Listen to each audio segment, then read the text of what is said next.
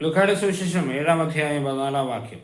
അവൻ മുന്നോട്ട് എന്ന് ശവമഞ്ചത്തിൽ മേൽ തൊട്ടു. അത് വഹിച്ചിരുന്നവർ നിന്നു. അപ്പോൾ അവൻ പറഞ്ഞു, യുവാവേ, ഞാൻ നിന്നോട് പറയുന്നു, എഴുന്നേൽക്കുക.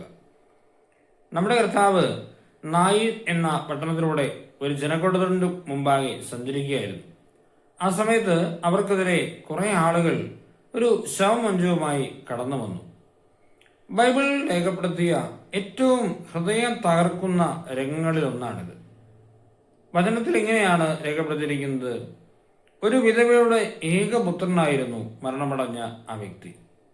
ഈ 2 വാക്യങ്ങളിൽ അവളുടെ ദുഃഖം മുഴുവനും സംഗ്രഹിച്ചിട്ടുണ്ട്. അവളൊരു വിധവയാണ്. അതായത് ഒരിക്കൽ ഭർത്താവിൻ്റെ ശവമഞ്ചത്തിന് മുമ്പിൽ നിന്നവളാണ് അവൾ. പിന്നീടുള്ള അവളുടെ ജീവിതത്തിൽ അവളുടെ ഏക ആശ്രയം അവളുടെ ഈ മകനായിരുന്നു.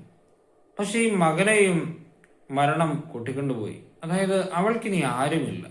എന്തുമാത്രം സങ്കടത്തോടെയും ഭാരത്തോടെയുമായിരിക്കും ഈ സ്ത്രീ ഈ ജനക്കൂട്ടത്തിൻ്റെ കൂടെ നടന്നത്.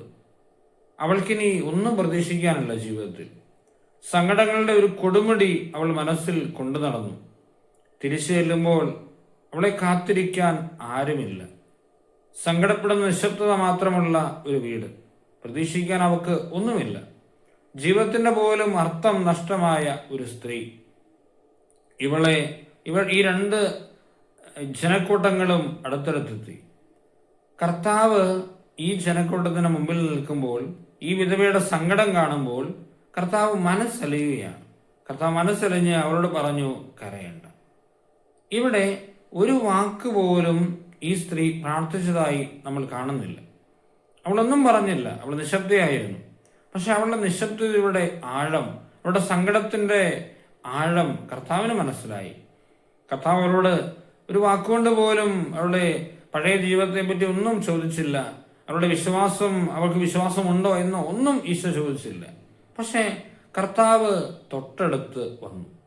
സങ്കീർത്തന പുസ്തകം 34-ാം അധ്യായം 18-ാം വാക്യത്തിൽ നമ്മൾ വായിക്കുന്നുണ്ട്: ഹൃദയം നുറങ്ങിയവർക്ക് കർത്താവ് സമീപസ്ഥനാണ്, മനമൊരുകിയവരെ അവിടുന്ന് രക്ഷിക്കുന്നു. ഹൃദയം നുറങ്ങിയ വ്യക്തികൾക്ക് കർത്താവ് സമീപസ്ഥനാണ്. ഒരു പക്ഷേ നമ്മളും ഈ വിധവയുടെ സ്ഥാനത്തായിരിക്കും നിൽക്കുന്നത്. വല്ലാതെ സങ്കടപ്പെടുന്നവർ ഒരുപാട് പേർ നമുക്കിടയിലുണ്ട്. ഇനി ഒരു തരത്തിലും മുമ്പോട്ട് പോകാൻ പറ്റില്ല എന്ന് കരുതി ജീവിതത്തിൻ്റെ കൊടിയ നിരാശയിൽ ആയിരിക്കുന്നവരായിരിക്കാം. പക്ഷേ സങ്കടപ്പെടരുത്, നിരാശപ്പെടരുത്.